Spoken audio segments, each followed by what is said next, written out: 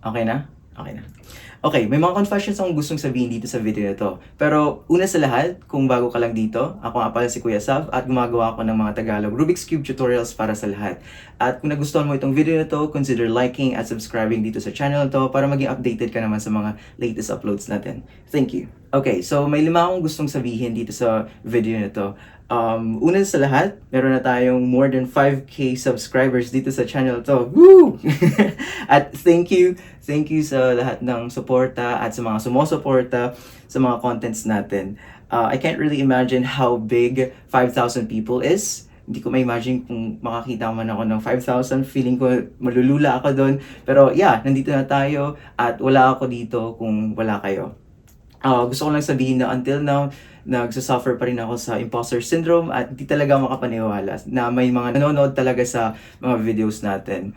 Pero yeah, so para pasalamatan kayo, magbibigay ako ng 3 giveaway puzzles at 2 services which is Solve Critic. Para makasali, basahin yung nasa description sa ibaba.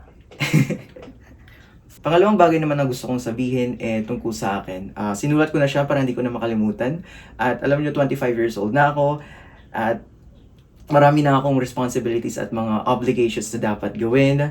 Kung napansin nyo sa channel na to, in the past few weeks or actually months, puro solves na lang yung mga ina-upload ko at aaminin ko na nawawalan na ako ng gana sa cubing. Una, hindi na ako nag-aaral ng mga algorithms, hindi na rin ako nag-explore ng ibang puzzles at saka events, tapos madalang na ako maging updated sa mga latest release ng puzzles. Basta, hindi na talaga ako makapaglaro kasi wala lang. Na-bored lang ako tapos hindi ko alam kung ano gagawin ko or maybe meron lang akong crisis sa sarili ko. Hindi ko alam pero yeah, wala rin naman akong mga active hobbies ngayon kasi medyo tinamad na ako mag-explore. Pero gusto ko lang sabihin na gusto kong isipin na dahil lang din siguro ito sa school, sa homeworks, at dahil na rin sa mga trabaho ko na ginagawa at the same time, parang, marami na akong iniisip, pero at the same time din, iniisip ko na parang may mas malalim pang dahilan kung bakit ako nawawalan ng gana sa cubing or buhay in general. Now, trigger warning, pwede na kayo tumigil sa panonood kung hindi kayo comfortable pag-usapan itong mga bagay na to. Pero I feel like kailangan pag-usapan itong mga ganitong bagay kahit sa public space, no? Meron kasi akong history ng depression, diagnose yun. At ang lala ng anxiety ko, lalo na sa public space. Very contrary sa ginagawa ko, no? Lalo na sa cubing community. I don't want to be seen in specific ways, parang ganun. I'm still struggling para i-communicate itong nararamdaman ko, pero I'm still trying my best, lalo outside sa therapy, at yeah. Yeah. Nawala na ako. Hindi ko na alam ang sasabihin ko. Pero I just want to say na I'm trying sa halos lahat ng bagay, kahit hindi ako yung best, or more often than not, kahit ako pa yung worst person in that room, nagtatry pa rin ako. By the way, beyond cubing na to, and looking back, I feel like no one's really appreciating me in a way na gusto ko. Or maybe medyo skewed lang yung view ko ng appreciation. Pero yeah, considering how systems work, how crude it is in the first place, naging hesitant ako sa kahit anong compliment or sentiments kasi I feel like hindi sila ganun ka-authentic, lalo na sa social media, no? Yeah.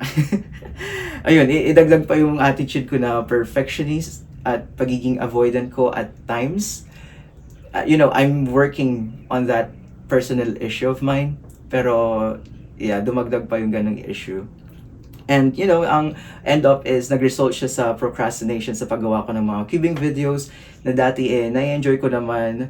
At, yeah, anyway, balik tayo sa cubing, okay? So, TLDR, I'm just a human being. Normal din ako kagaya ng iba. Dumadaan tayo sa low points or lowest points ng mga buhay natin. At I think, nandito ako sa point na yun.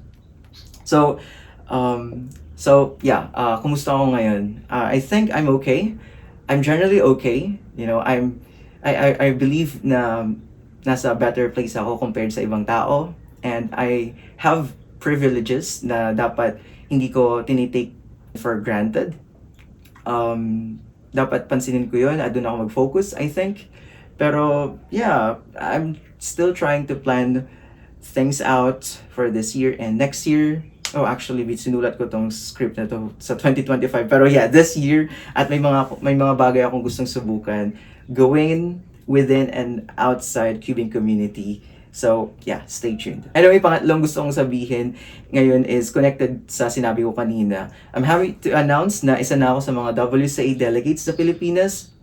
Na-promote ako last March 11 last year, and nakapag-supervise na rin ako ng more than 10 competitions since January, or as of January. Okay, I'm still trying to, you know, improve my communication skills. Anyway, nga pala, kung hindi kayo familiar sa WCA delegates, basically sila yung mga pinagkakatiwalaan ng WCA or World Cube Association para mag-supervise, magpatupad at mag-enforce ng mga WCA rules and regulations sa mga official competitions. So kapag sumama kayo, makikita nyo sila. Walang official competitions na walang delegate. Okay? So as of this year, ito yung list ng mga delegates dito sa Pilipinas. Pwede nyo silang kontakin kung gusto nyo mag-organize ng mga official competitions sa inyong mga lugar. So, yeah, ayun, delegate na ako, plus organizer pa minsan. Kaya limited na lang yung warm-up ko sa mga competitions. Hindi ko na naabot yung full potential ko in terms of my official averages. Pero, ayun na nga, it is what it is.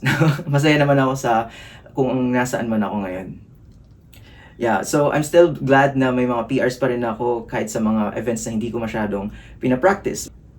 Last thing pala is hindi na ako affiliated or sponsored ng M&M Cube Shop kasi potential conflict of interest yun pagdating sa pagiging delegate ko. Pero it doesn't mean na matatanggal na or ma-stop na yung collaboration with them kasi I believe na yung vision nila on spreading speed cubing dito sa Pilipinas aligned pa rin naman sa pagiging WCA delegate ko. So, pangapat na gusto kong sabihin pala is yung mga plans ko sa Subsolve sa Facebook, YouTube at saka sa TikTok. Short answer is, gagawa pa rin ako ng mga libreng video tutorials sa YouTube. Mga short vlogs naman ang gusto kong i-upload sa TikTok, tapos mga announcement tsaka maybe mga solves naman sa Facebook. Pero long answer is, kailangan ko munang planuhin yung mga bagay-bagay. Gagawa muna ako ng like personal system ko na mag-work sa akin, na magbabalance din at the same time ng work, life, hobby, stuff sa buhay ko. But yeah, gets nyo yun. Marami akong projects na gustong gawin in the future. For instance, yung head-to-head competition na parang Monkey League yung format, pero Filipino Cubers yung mga kasali. So, yeah, comment down below kung meron kayong gustong makita sa tournament na yun. Okay, so pangliwa na gusto kong sabihin is, last na to, promise. Kung nakaabot ka sa part na to, comment down below ng yellow heart para malaman kung nakaabot ka talaga ngayon. At thank you. Yes, ikaw na nanonood ngayon. Thank you sa suporta. Last, para sa bonus mo, dahil nakabot ka dito sa part ng video na to, magiging dalawa yung entry name mo sa giveaway kung nag-comment ka ng yellow heart. Okay? So yeah, abangan nyo na lang yung i-upload kong mga videos at lagi nyong tandaan, keep cubing!